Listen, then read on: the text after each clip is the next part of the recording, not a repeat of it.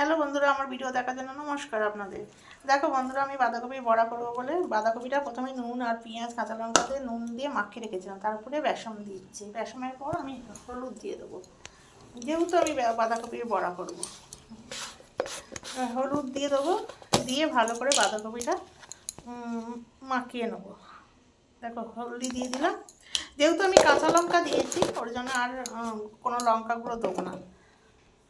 এবার আমি মাখি। দেখো বন্ধুরা, আমার বাঁধাকপি পকোড়া করার জন্য পুরো ইয়েটা মাখানো হয়ে গেছে। এবার আমি তেলে ভেজে নেবো এটাকে।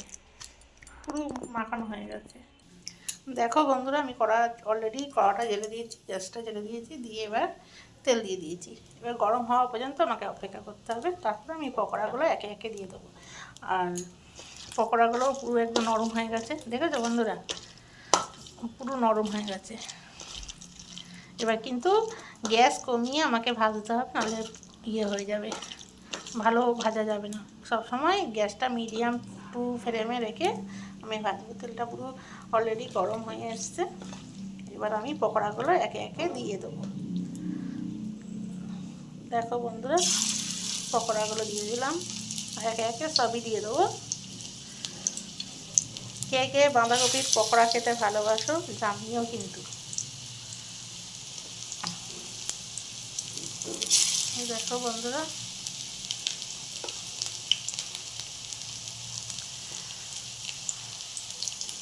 সবগুলো দিয়ে দিলাম। এবার আসছি আবার।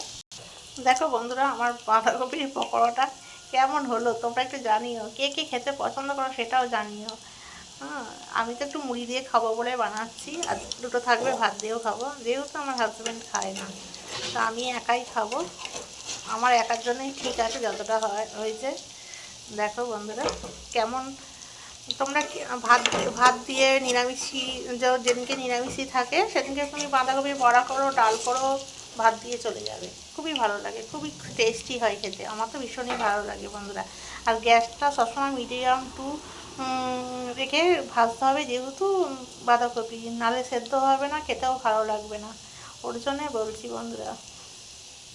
আমার বাঁধাকপি পকোড়া পুরো রেডি। দেখো বন্ধুরা, কি সুন্দর লাল লাল করে ভাজা হয়েছে, মানে খেতেও খুব টেস্টি হয়েছিল জানো তো বন্ধুরা, খুব টেস্ট লেগেছে। তোমরা একদিন করে দেখো, খুবই ভালো লাগবে। আমি একে একে সব তুলে নেব, একে একে সব তুলে নেব।